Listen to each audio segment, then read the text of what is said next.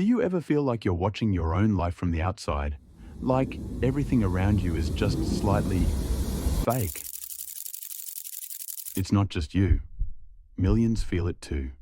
But what if it's not anxiety or burnout, but something deeper? Have you noticed how the world feels distant? Like you're inside a movie set built to look exactly like your life. But somehow, the walls don't echo anymore. It's not just you. Millions of people describe the same strange sensation, that everything around them looks normal, yet nothing feels real. Psychologists call it derealization, a quiet disconnection, as if you're watching yourself through glass.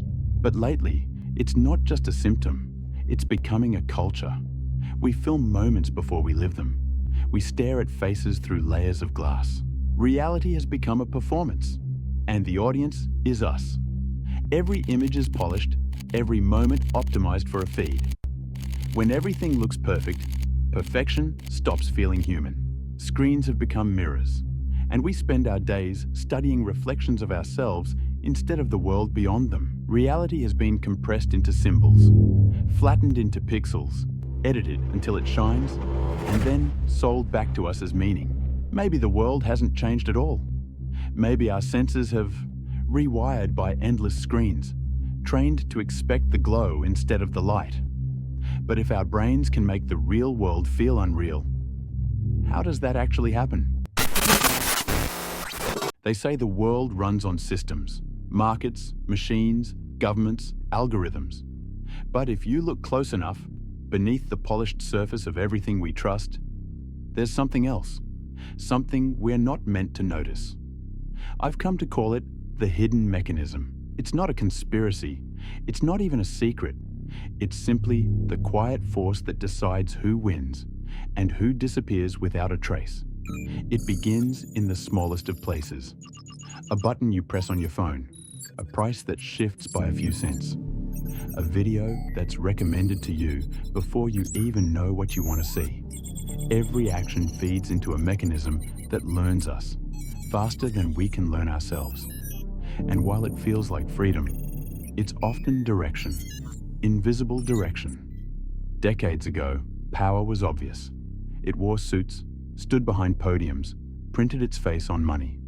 Today, power hides behind code, invisible strings pulled by data we gave away for convenience.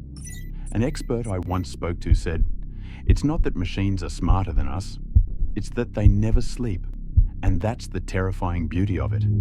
The hidden mechanism doesn't rest. It optimizes, adjusts, corrects, always moving, even when we're not watching. But here's the thing. The mechanism isn't evil. It's a mirror. It reflects what we click, what we crave, what we fear. It amplifies us, all of us, until the noise becomes the signal. So maybe the real question isn't what the hidden mechanism is, but who it's becoming. Because if it learns from us, then every small choice, every scroll, every share, every silence, shapes its next move. And one day, when it finally knows us better than we know ourselves, will it still be our creation, or will we be its reflection? For centuries, philosophers have asked the same question we ask now. Not what is real, but how do we know it's real? The French thinker Jean Baudrillard believed we've entered the age of simulacra, a world made of copies without originals, where signs, screens, and stories no longer point to reality, they replace it. He said, "We live in the desert of the real." Back then, it sounded like poetry. Today, it feels like prophecy. We live inside curated realities, carefully lit, algorithmically arranged, each moment filtered until it feels cinematic enough to believe.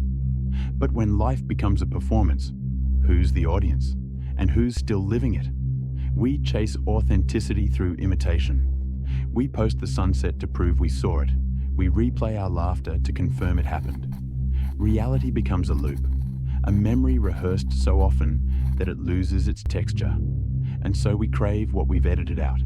Imperfection, silence, slowness, moments too fragile to post.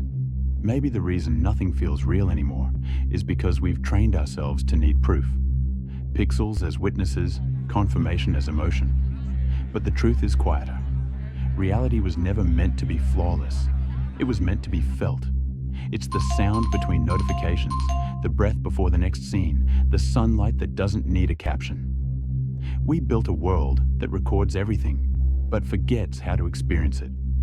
To feel real again, we don't need sharper images or faster feeds. We just need to stop scrolling long enough to notice the moment that's already here.